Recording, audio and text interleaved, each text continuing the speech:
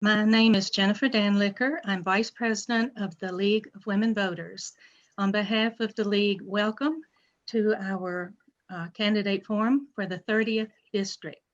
It's a very exciting time. We're very close to election time.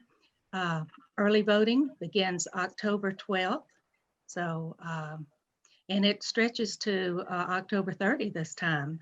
So it's time to get ready and have our plan for voting this year. Our moderator tonight is Dr. Bruce Lyon, and I will turn it over to Bruce now.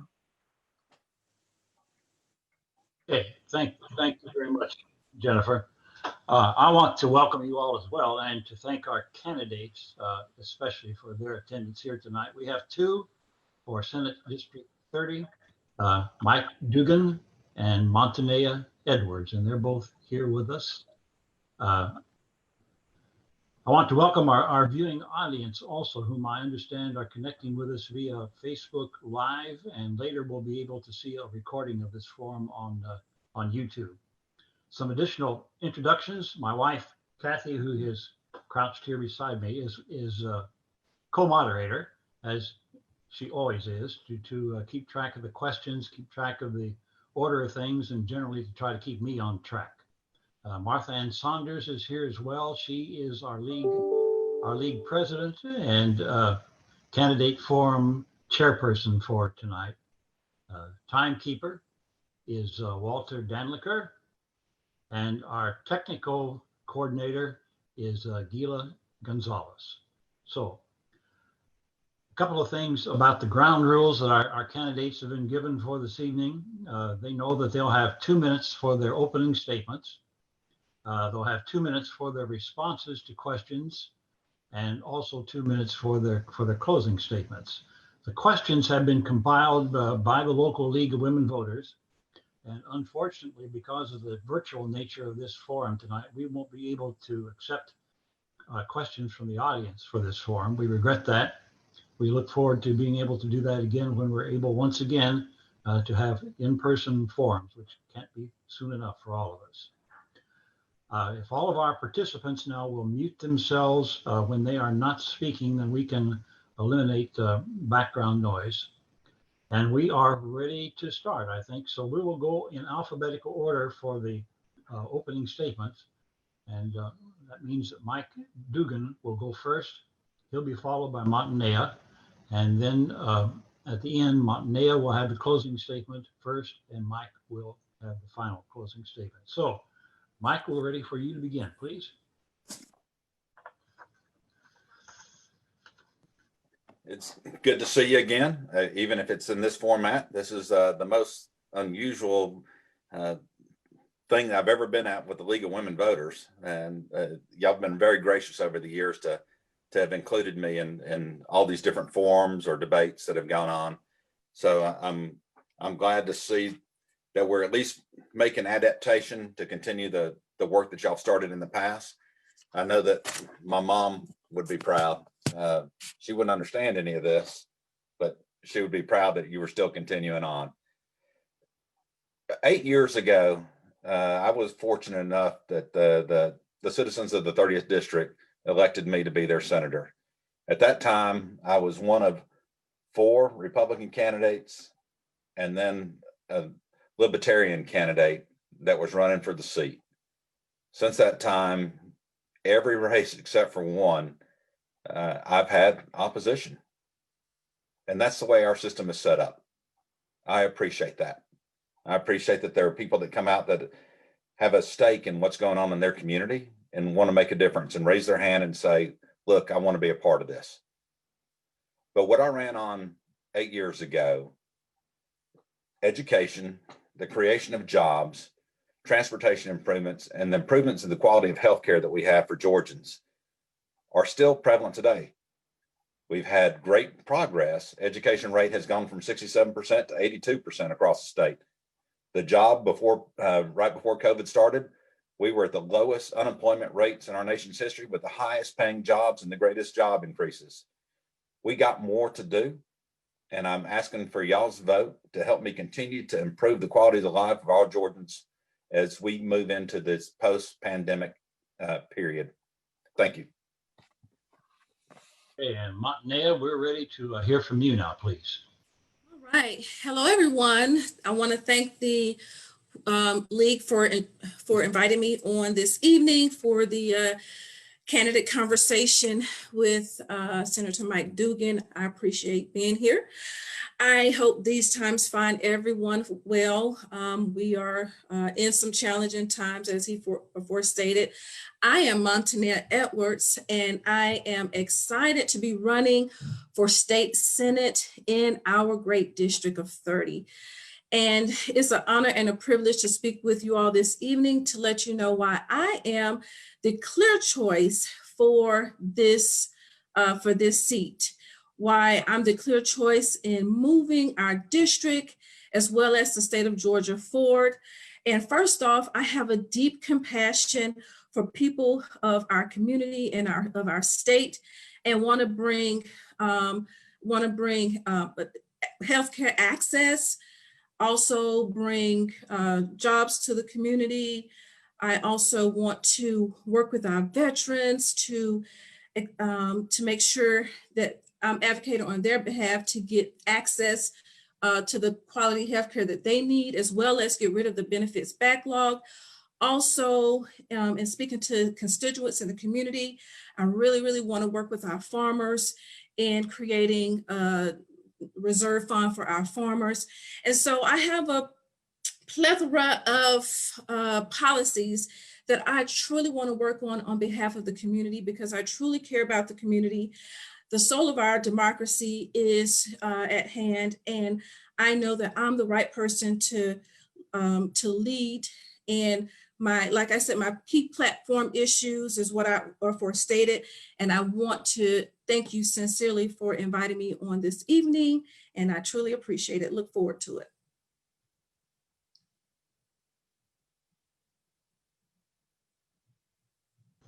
Now, thank you both, and we will move directly to the questions.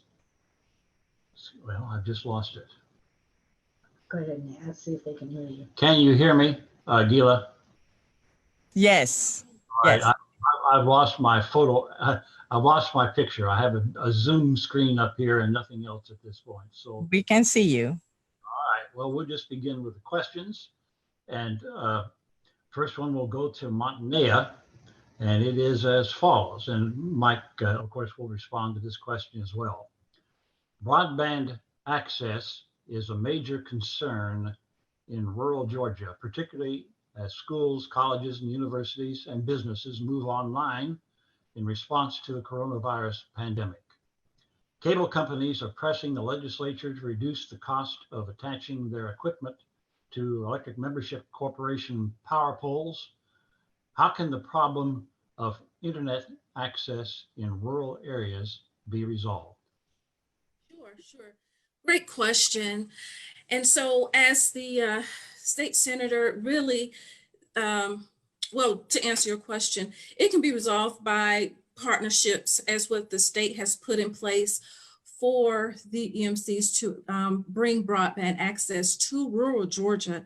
And so the good thing is in Carroll County, back in June, it was approved to expand broadband access in the rural area. So there will be about 125 miles of fiber network installed into the area. That'll reach about 7,300 residents in the Carroll County area.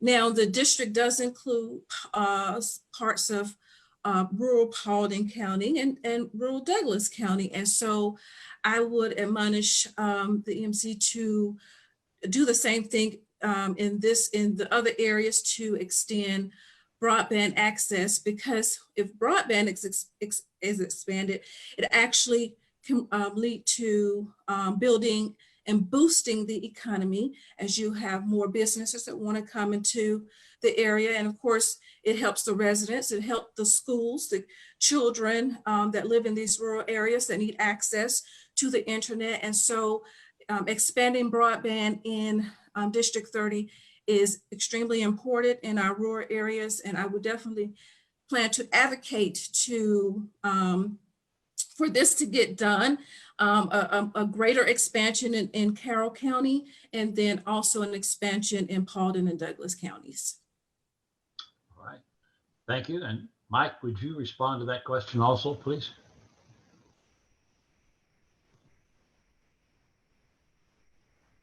There we go. I need to figure out the technology myself here a little bit. The EMCs are now able to be providers because of a legislation I co-sponsored 3 years ago. We got the things started in motion. Before that, what we had was the traditional providers, the Comcast, all those that would say, we would love to come out to the rural areas, but there's not enough of a population concentration to warrant the expense. So we said, okay, if that's the way you want to be, then we're going to open this up to the EMCs. Our thought process was this was the REA of our time. If you can remember back when the Rural Electrification Act went on, most of the houses in the South did not have electricity. This is as important to our nation today as electrical access was at that point. And it goes pre-pandemic. The pandemic has exacerbated the issue a little bit, but pre-pandemic, education, as you mentioned, because kids are getting laptops and tablets within the schools, but if they can't connect when they go home to do their homework, they're paperweights. So it does them no good. The business expansion across the rural part of the state is dependent upon not only being able to get online to do day-to-day business, but a lot of the commerce is going on now is e-commerce. They need to be competitive with the rest of the nation. And one that you didn't mention that is equally important is healthcare. With the telehealth that advances that we've had in the state over the last few years, there's situations where somebody in rural South Georgia that needs an operation that only a specialist can diagnose in the metro Atlanta area doesn't need to go to Atlanta now, but they have to have the bandwidth to be able to connect. Now, all the schools in the state have the bandwidth. We provided for that a few years ago, but we need to make strides in getting them to everybody's homes. And that's we've been working on for the last couple of years here. All right. Second question, and Mike, this will fall to you to answer first this time. It's a redistricting question. And it reads as follows. How will members of the General Assembly assure the public that the process and maps for redistricting the representation in the legislature are fair? Will you support the formation of an independent redistricting commission? Why or why not? Bruce, I wish I'd seen this question beforehand because this answer is going to throw you off. They will be fair. I am prohibited by law from talking redistricting before redistricting. Oh, Okay. okay. All right. Fair enough. Montenia, you still get a chance to respond to this. Well, since he's not able to respond to the question. Yes, I don't mind responding. So in reference to, I think it's fair for you to go ahead and respond. So go ahead. okay, yeah, sure. It'd be short and brief. In reference to redistricting, I do believe that we do need an independent body for this because we need to, and with a lot of issues, even with the pandemic, we need to take politics out of these type of issues. And so I do believe that a independent body will serve best to redistrict because as we know, it won't be unfair. And the thing is, in having an independent body to do that, it will make it a more fair redistricting. And so I definitely agree with that. Okay. All right. Thank you. Yeah, that I was surprised, Mike. I was not aware of that prohibition. I'm sorry, but I don't. That's fine. I understand. Law's the law. Montenia, this third question then will come to you first. This has to do with adequate health care for all. And the question is, what steps should Georgia take to ensure adequate health care for all? Has the advent of the coronavirus changed the conversation about health care? So, Montenia? Sure. This is definitely very close to this field as I am a clinical researcher and currently working on COVID-19 clinical trials at the moment. And so, my background is public health. That's my education. I have a master's in public health. And so this is near and dear to me. So right now we have over 400,000 uninsured Georgians. And so just to break it down a little bit further, in Carroll County, we have about 14% of people that are uninsured. In Douglas County, it's about 14.4%. And in Paulding County, it's about 11% of folks uninsured. So expanding Medicaid, providing access to healthcare is definitely high priority on my agenda. And so there are benefits to expanding this program. It includes increased health coverage, better access to healthcare, and better health outcomes, which will prevent which will in turn have fewer premature deaths, and also expanding that can provide more financial security and opportunity for economic mobility. You know, some people feel that expanding Medicaid will raise taxes, but because of the economic boost, it will not. And then we will have areas in rural Georgia that where you see hospitals or healthcare facilities closing down can be revitalized and provide the necessary care to those residents, so people won't have to drive too far to get seen. And so, like I said, this is near and dear to me. That's going high on my agenda to get greater access to all Georgians for healthcare. Okay, thank you. Mhm. Mike, would you respond to that one, please? Sure. I know that y'all were following the last session, and I do want to come out there. It touches on your question a little bit. We expanded the coverage for new mothers, new babies. That was a personal issue of mine that I couldn't tolerate Georgia being amongst the lowest in the nation for the maternal and infant mortality rate. So we doubled the length of time that we cover new mothers, new babies. And what we have found is that time period that we covered, now it covers 99% of the infant mortality and the maternal afterbirth mortality rates that we were having across the state. We're not comfortable with that, though. We'd rather go take it to a full year. And that's what we're pushing for this year. We would have done it this last year, but there was, if you may remember, there were some budget constraints that were going on. The part two of that is 2 years ago, what we did was a Medicaid overhaul that provided better coverage for all Georgians. What we had before was you could have affordable healthcare, accessible healthcare, or quality healthcare. And then the mantra was pick one. And that's not right. You should have all three if you're going through. So by providing more insurance providers instead of a singular provider, what we're working to do is let people have the option to choose what coverage works for them from the providers that work for them, that work best for them. So they're not choosing between necessities. They're not choosing between healthcare, between food, between education, between all these other things that they need in life. Now, because of it, it's an expansion of Medicaid. We're reliant on the federal approval.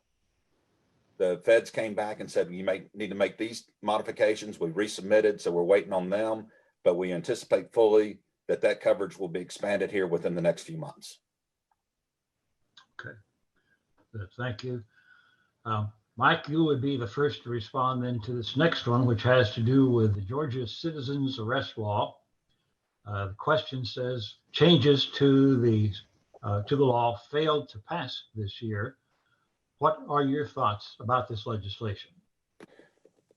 I got asked this not too long ago with another group that I'm participating in. And the first thing we need to do is educate people on what the Georgia Citizens Arrest Law is. What we saw down in Brunswick is not citizens arrest, that's murder. A citizen's arrest in no way in Georgia authorizes lethal force and conducting a citizen arrest. A citizen arrest, if you're in a store, you own that store and somebody is stealing from you, you can hold the person until the police get there. That's a citizen's arrest. If somebody's breaking into your house and you hold somebody till the police get there, that's a citizen's arrest. But you physically have to see the person committing the crime to make a citizen's arrest. And all you can do within Georgia law is to detain the person until post-certified law enforcement officials arrive. So we don't want to get this confused with what happened in Brunswick. That was wrong in multiple levels. That was not a citizen's arrest. Those people tried to throw that in there as a last-ditch effort to save their skins, but that's why it didn't pass, because citizen's arrest is detaining somebody until police get there. It's not gunning somebody down in the streets. Okay. Montenia, your response to the question? Sure. Can you repeat the question? Yes. Changes to Georgia's citizens arrest law failed to pass this year. What are your thoughts about this law? Yes, this law definitely need to be changed, and there should be, actually, it's a very old law. And really, to be honest with you, this law should just really be removed off the books, because, you know, with the loopholes and like what was said, you know, citizens really try taking the law into their own hands these days, go overboard and beyond. And so this law personally should be taken off the books. The people of Georgia should know that, should be definitely educated on what it is, and hopefully we can get this law banned. We should not have a citizens arrest law. If someone have an issue, they should be calling law enforcement to handle. Okay, and Montenia, you would be the first responder to this next question, which has to do with police tactics, Montenia. And it says, modifications of police tactics also were proposed at the close of the legislative session. These included ending no-knock police raids, mandating body cameras, and reducing protection for officers accused of misconduct. Do you support or oppose this legislation? Well, the teller of the tape is, we do need police reform. I do have law enforcement in my family. Actually, my mother's retired law enforcement, and my aunt is, she's been with in law enforcement over 30 years, and she's currently a captain of the police force in South Fulton. And so, but that doesn't negate that in policing and you know, in other professions, you're going to have bad apples. And so because of that, there are certain things we need to have in place. So I propose having a crisis intervention training for all officers. I do know some police forces require crisis, it's called CIS training. Some forces do require this, but I would recommend it to be throughout the state of Georgia, because what it does, it helps and teaches officers how to deal with crisis situations. It shows them how to deal with our veterans who may be suffering from PTSD. It shows how to deal with mentally disturbed individuals. And so if we can have the police departments and sheriff departments to implement this crisis intervention program, then that will definitely help. And so the law should be put in place where, and money's put aside to provide this towards policing in the state. It should be something implemented statewide, and thus as a state legislator, I am definitely for putting a policy in place and legislation in place to make this happen. Okay, thank you. And Mike? Okay, Dr. Lyon, I understand data collection for bad performers, body cameras, and no knocks were the three that you asked about. The data collections went into effect this last year, and everybody talked about the hate crimes bill with the first part of it. The third section of that was actually data collection, so that if you have complaints on law enforcement officers, that they are compiled. So what we don't want to do is have them jump from department to department to department. Once they get in trouble in one spot, they go to another one. this information would prevent them from jumping departments. The body cameras are already in effect. The issue is not the cameras. The cameras are relatively inexpensive. The issue is the data storage for the video that the cameras take. It's I'm not a computer expert, but I know that video takes up a lot more space on computers than Word does. So they're coming down, they're filming everything, but right now it's how long are we going to keep these on the records, and how much is that going to cost to store that data over a long time? No knocks should not go away, but they should be significantly reduced. They should be at last resort type measure that a judge authorizes and says, okay, because of the health of, then I will issue this. The perception is they are too easily obtained right now.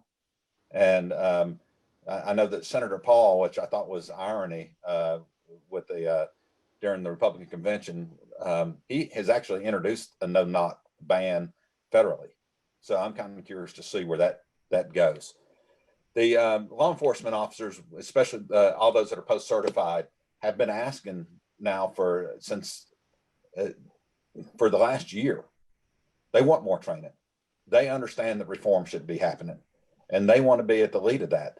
They understand that that there are law enforcement officials that are on the street that have less training than almost any other in a high-risk occupation like that. They want more. All right. So we'll have to end it at that point then, because our okay. time on that particular question. I can't see them anymore. We will. We'll give you now first shot at this next question. We're going to ask you both about the two constitutional amendments on the ballot. And Mike, this first one, what is your position on the constitutional amendment dealing with the requirement that fees be spent only for the purpose to which they were originally dedicated? Sounds really good. Sounds really, really good until you go into a great recession, and then you have an abundance of money going towards the tire salvage, and not enough going toward education or healthcare.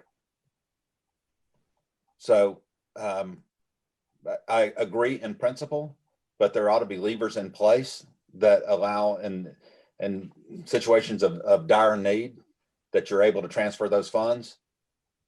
But everybody's got a different interpretation of what dire need is. So I would be careful with the state of Alabama has several of these things on their books, and they are constantly in budget issues where we haven't been. We've maintained our AAA bond rating since I've been there. But I agree in principle, but it's in practicality, it may be a bridge too far. Okay, thank you. And Montenia, what is your position on the amendment? Sure. For the fees, I definitely think that the fee should be used for what it's designated for. Sometimes, it's drawn to another area, and then then the initial area where it was designed for begins to lack, and so the fees do need to go where they were initially designed to do. And special consideration, it has to need some, I would say, processes in place for our consideration to use it for something else. In reference to the other item that's on the ballot for immunity, I believe that we do need to. Let's hold that for a minute. Let you okay. You have some time left if you want to take any more for this for the first question. But if you're ready, we can move to the second amendment, if you like. Oh, okay. Okay. Is there anything more you want to say about the fee amendment, or is that pretty much it? Yeah, that's pretty much it. Just a tale of the tape. Yep. All right. Then the second question does have to do with the legal doctrine of sovereign immunity, as you know, and it's the question we're asking is, a second constitutional amendment proposes that the legal doctrine of sovereign immunity be waived to permit citizens to sue state and local governments. What is your position on this amendment? So if you would go first, please. Okay, sure. Yes. So for the other item on the ballot for immunity, I do believe we should do away with sovereign immunity. It means no one really can sue the government, in a federal or state court without having, its consent. So I don't really know anyone that's signing up to sue themselves.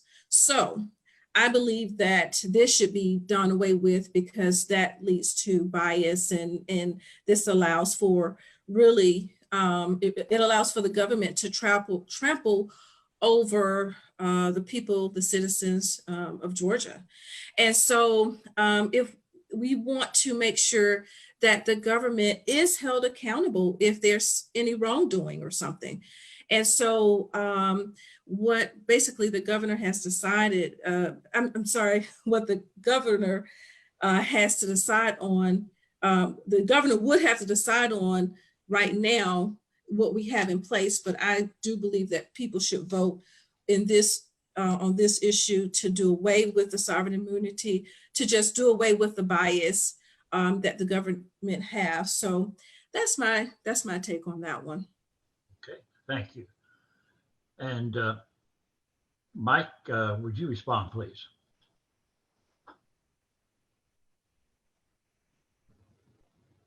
Uh-oh.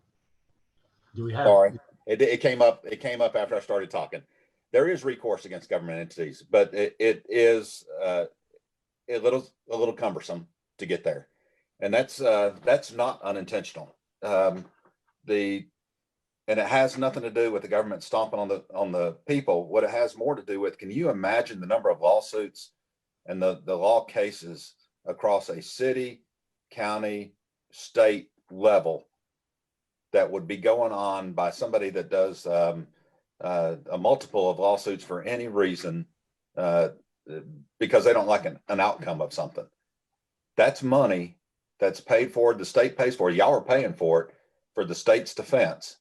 That's not now going to healthcare, not going to education, not going to any of the aspects of funding the government that the citizens need because of, in some cases, they're nuisance lawsuits. Now, every year there are situations that come before the legislature to pay money for specific cases. So it's happening, but to just arbitrarily do away with the entire concept you got to look at the other side of that action to see what the impact would possibly be. All right. And Mike, if you would respond to this question first, then this concerns the state budget. Oh yeah. Yeah, well, the state budget for fiscal 2021 included about $2.2 billion in cuts to K-12 public education, higher education, behavioral and developmental disabilities, public health, and human services. What should be the General Assembly's priorities for restoration of those funds? I love when you hear half of that story. 75% of the budget goes in those areas that you just named. So if 75% of the budget goes into education and healthcare, then that is going to be where the largest pot of money comes out when you do a percentage reduction. It is still, after the reductions, after everybody got cut, the two highest funded parts of the budget that are still 75% are education and healthcare. They will continue to be our priority. As soon as the budget comes back online, they will also be 75%. So they will have an increase in spending. So if you're going to take that same amount of money from other lines within the budget, then every other aspect, that's not even $2.1 billion that covers everything else. So everything else would have just shut down. So yeah, they took a hit and don't want them to. The budget numbers coming into this next year are looking good, but we got to be cautious moving forward that we don't jump out and go over the top on the spending on the front end and then have a budget crisis on the backside. So we are conscious of it. and we will continue to fund education and healthcare as our two highest priorities in the state. And Montenia?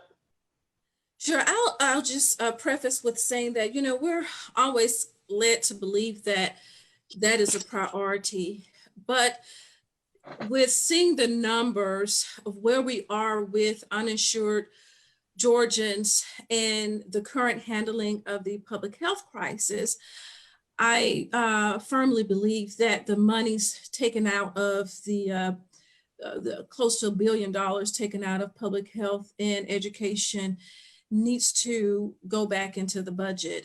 You know, there are other areas that can be cut, you know, in dealing with this economic times, you know, that we're having. Luckily, Georgia is about 15, top 15, and when it comes to the economy. But when it comes to education, we're ranking at 34 and out of 51, including DC. So we need to make sure we have adequate funding in education in order to make sure our teachers have the proper resources that they need, our students have the proper resources, and administrators as well. In public health, we need to build a stronger research infrastructure as we see in handling this pandemic and how things were put off on the state of Georgia. Oh, the states should have did it. We need to have better stockpiles, and we need that money in order to build a solid public health infrastructure for the state of Georgia, so we do not have to rely on the federal government, because as we can see with this pandemic happening, and how it was pushed onto the states in some instances, that not all the time we can rely on the federal. All right, thank you. And Montenia, you would have the first response on this next question concerning state employee and teacher retirement funds. The question is worded as follows. State employees and teachers are concerned about their retirement funds. What should the General Assembly do to assure that their pensions are sufficiently funded? Montenia, you be first, please. Okay, sure. So we definitely need to make sure that monies are being set aside for our state employees and our teachers to have adequate, so their pension fund can be adequately funded. And so as a state legislator, as a project manager, I handle multi-million-dollar projects for biopharmaceutical companies. And so I'm sure once elected as the state senator in our district, that I can go in and see where we could appropriate the funds to make sure that the pension does not run out for our teachers and our state of Georgia employees. Okay.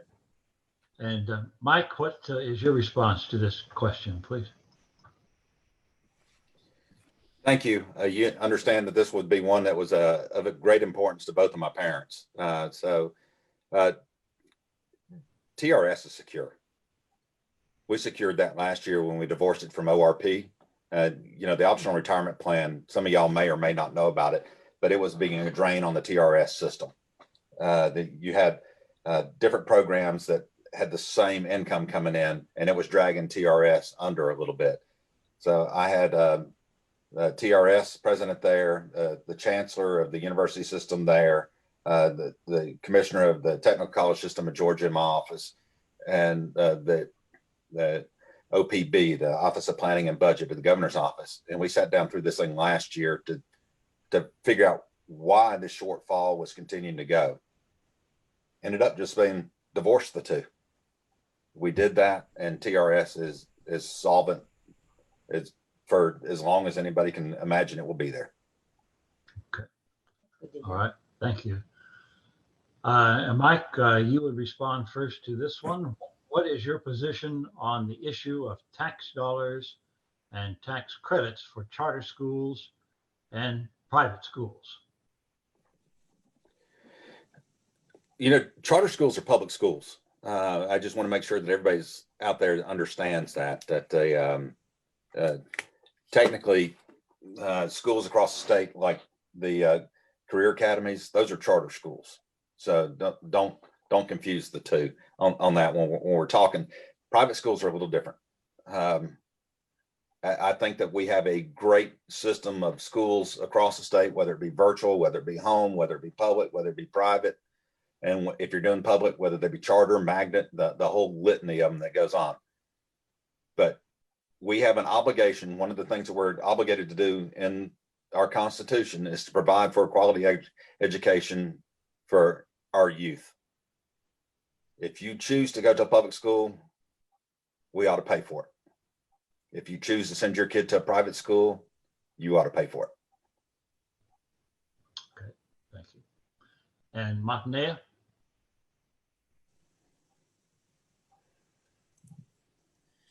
Sure. With our public school and our charter schools, there is a slight divide between the charter and traditional schools. So with that, I do believe that the resources should be equalized between charter and public schools, and to promote inclusion for both, regardless of if a parent decide to send their child to a public school or charter school.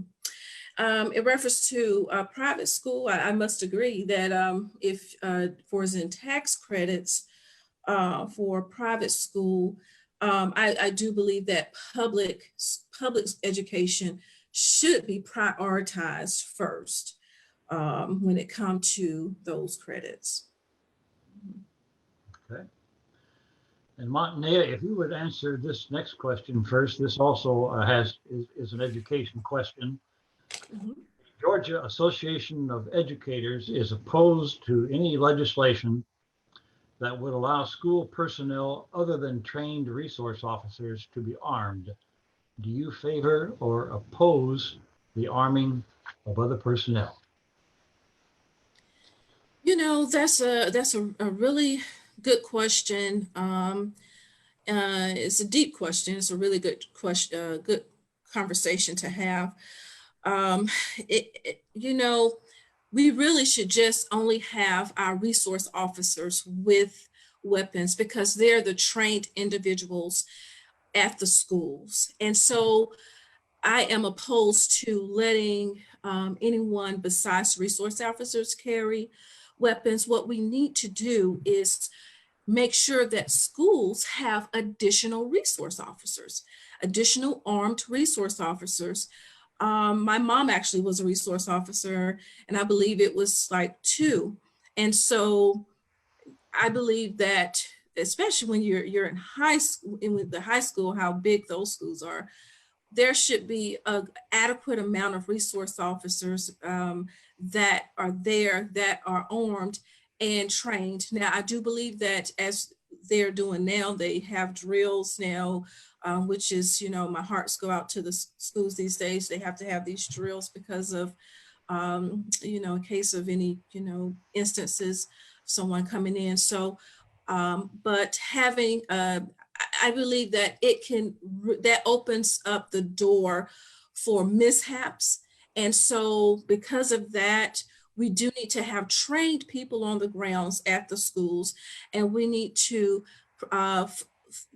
make sure there are additional officers at these schools that can handle when situations arise. So. Okay. And Mike, your answer?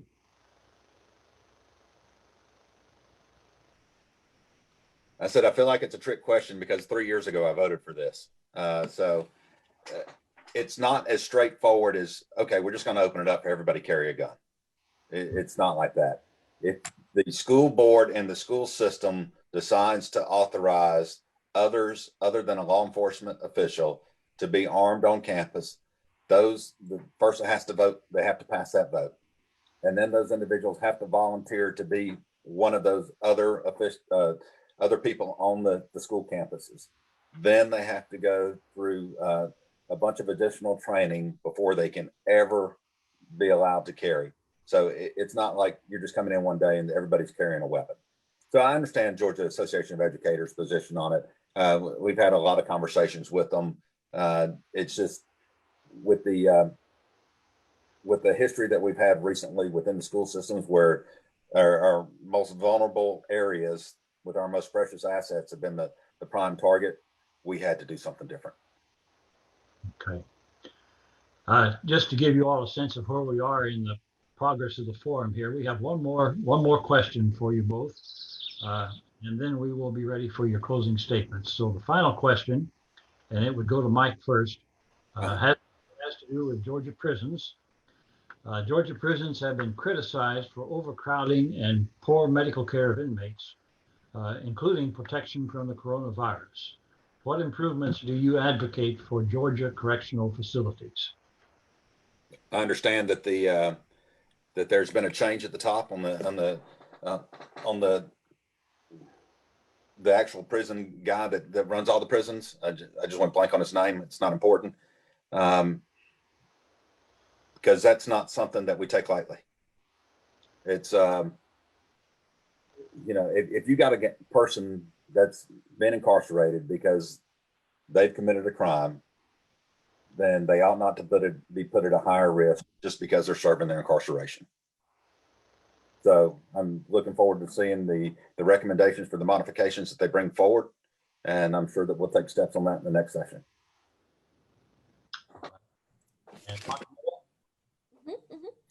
Sure, and this really goes back to the improvements for correctional facilities go back to having a better and solid public health research, better public health infrastructure, because you're right, just because they are in prison, they shouldn't be prone to such disparity or despair as we deal with this COVID-19 crisis. And so, as I mentioned before, my goal is to improve the public health infrastructure, and that includes our correctional facilities. We have to have advocate and have in place a better system for if we have an outbreak besides COVID-19 in a correctional facility. And so I will advocate on the behalf of those that are incarcerated, so they will not be experience this disparity for or whatever due to COVID-19 or any other issues that deals with really human rights. And so that's my stance on that, is building a solid research infrastructure. Public health research infrastructure also takes into account in dealing with the correctional facilities. Okay. I thank you all for those thoughtful responses to these questions. And we are ready now to move to the closing statements from each of you. And in the order of things, Montenia, you would go first with your closing statement. Okay, great. Again, thank you so much for having me this evening. I truly appreciate it. I just want to add that I am, as me and Senator Dugan was talking about a little bit in the pause, is that I'm a mother of two beautiful children, 8 and 3. And so they are my motivation and driving force to a lot that I do. And so I just want to also thank my team and of people who definitely has helped me out through this journey here. Also, just want everyone to know that my policies are the most inclusive that you will see. It includes taking care of our veterans, advocating on behalf. It also includes working for women's rights, includes also building policies around making sure that our farmers are taken care of in the instance of crises due to natural disasters. I also mentioned about building a better public health infrastructure. Also want to work to build more jobs in District 30, as well as the state of Georgia as a whole. And I want to also bridge the equity gaps that we have in education. And so as I close, I do want you to please visit my website at montaneaforsenate.com to learn more about me and more of the issues that I stand for. Do know that today is the last day to register to vote. So please, if you have not registered already, please register and vote. You can do that online. It's on my Facebook page. If you go to Montenia for Senate to find the link for that. Early voting do begin on Monday, October the 12th. I do thank you all for your attention and your time. And remember that we are stronger together. Thank you. All right, and Mike. Well, yes, I would like to thank the league too for hosting this. I understand this has been a challenge and y'all are able to put it together. Ms. Edwards, it was great to see you again. At some point, I will actually meet you in person and not see you online all the time. So I look forward to that in the future. Ms. Edwards talked about inclusion. I don't think there's anybody on the call that would say that I have not been as inclusive as I could possibly be in answering everybody's questions. That anybody that had an idea or a suggestion, I'm easy to get in touch with. I'm accessible. Just want to back up on a couple of things though on the last 8 years since I've been elected. Education results in the cohort units from K-12. So high school graduations have improved 20% in those 8 years. That was a priority. We got further to go. Advances in healthcare have happened every year. What we didn't even talk about tonight was the reduction in prescription pills that we passed this year to have your healthcare costs come down. We did away with steering. So insurance companies can't force you to go to a specific pharmacy to have your prescriptions filled. We improved that transparency and modified the certificate of need laws in the state to help provide a better advantage for our healthcare facilities. The jobs. Right before the COVID pandemic hit, we had the fastest wage growth in the nation. Our job rate was increasing faster than anybody else in the nation. And we're postured to move right back there because of the type jobs we're having, because of the technology-based jobs we're having that were coming into Georgia, and not just Atlanta. 70% of the new jobs that came into Georgia this last 2 years have not come to Metro Atlanta. They've come to the rest of the state. And that's important to us because we don't want two Georgias. We want one strong Georgia. Thank y'all. It's been a pleasure. I wish that we could do this in person like we used to in the good old days. And I'm looking forward to us being able to do that again. Again, if you have any questions, feel free to call me. Most of you have my number, or go to my website, mike.dugan.org. Anything I can do for you, just let me know. Thank you again. Thank you both again, and also thank you for our other participants and members of the league who have helped us with this technological exercise tonight, which we're going to do twice more this week. Once tomorrow for House District 18, and then again for House District 69 on Wednesday. So those of you who are interested, we'd like for you to tune in at that time as well. If there are no further comments from anyone present here, we will declare the meeting adjourned. Thank you very much. Thank you. Thank you, everybody.